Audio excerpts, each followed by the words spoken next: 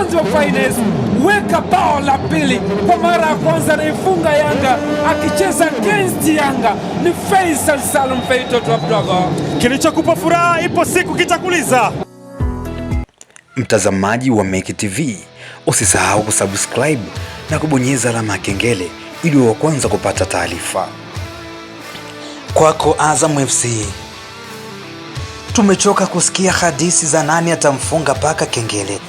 Pia polisi mchana na ikifika usiku anageuka kuwa mwizi. Hakika na waionea huruma mioyo ya watoto 2000 walioamua kusaliti timu za ulisi na kuichagua Azam FC. Ila wakati wanaichagua Azam, pengine kungwi wa mechi za ligi kuu hakuambia kuwa tumbo la Azam ni tasa.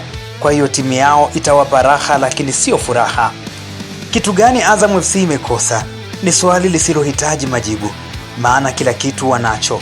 Ilisikika sauti ya mwanaume mmoja mwenye milaba minne mrefu mweusi akisema ni bora kusikiliza nyimbo ya sukari iliyoimbwa na Zuchu kutoka kwenye kinywa kitamu kinachotema nakshi ya maneno yenye ladha ya karafuu kutoka Unguja, kuliko kupoteza muda kuamini Azam inaweza kujenga boma lenye kabati la kuhifadhi makombe ya ligi kuu. Wakati kikao cha mwisho wanaulizana ni nani atamfunga paka kengele, na wakumbusha tu kuwa katikati ya kundi la panya kuna afkasti wa panya waliotokana na mwingiliano wa paka na panya. Pia kwenye kundi la wafungwa kuna waliochagua kuipenda jela. Hivyo zoezi la kumfunga paka kengele halina afya ndani ya kikao chetu. Bado Simba na Yanga watatamba mbele ya wauza ice cream wa Chamanzi. Yaani nazungumzia vijana wa Azam FC. Nimekumbuka mwaka 2014 kipindi mvulana alipoamua kuishi kama mwanaume. Sio Simba wala Yanga, hakuna aliyeweza kusimama kama trafiki kwenye barabara ya mafanikio ya Azam. Kila Azam alichokigusa kiligeuka kuwa dhahabu. Mafanikio yalichagua kuweka makazi kwenye mioyo ya mashabiki wa Azam. Wakatoa kombe la ligi kuu, ndio hilo moja. Hawajawahi kutoa kombe lingine tena. Kilichobaki kwa Azam ni historia. Hawana tofauti na wasimamizi wa ndoa ambao hawaingia honeymoon. Mwali akishindwa kupika basi kungwi anadaiwa pesa.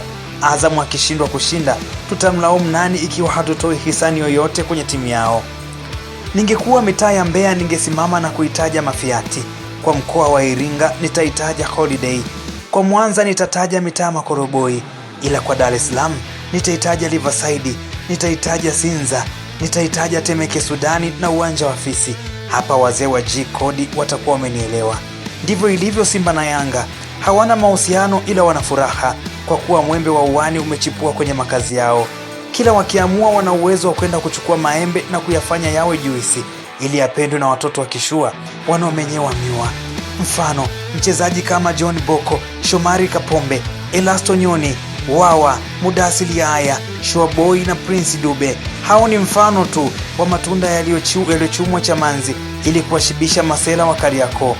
Timu ya wauza ice cream haina tofauti na supu ambayo haieleweki, maana supu mlevi anakunywa na mgonjwa pia na yeye anakunywa.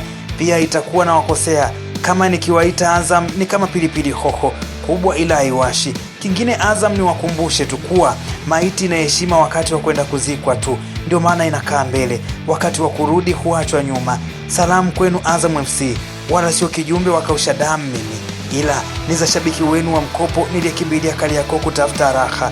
Makombe ndio kitu tunachokitaka. Tumechoka kuona vumbi na utandu kwenye kabati la mafanikio yetu. Ikumbukwe tumechoka masimango kama ndoa ya mgumba kutoka kwa watoto wa Kariakoo. Sina mengi ya kusema, ila nawakumbusha Simba na Yanga siku ikishinda makombe Azam, basi siku hiyo mtajua kwa nini mgumba akipata mimba anatema mate mji mzima. Kitu cha mwisho cha kuambia Azam, kwa mganga ukimkuta kuku mweupe ujue rangi yake ndiyo iliyomponza, na ni sikukuu ya wapumbavu tu ndio utamsikia mganga kaagiza kisamvu. Makala hii imeandikwa na shabiki wa Azam na kusomwa pia na shabiki wa Azam. Niite Dr. Meki Azam.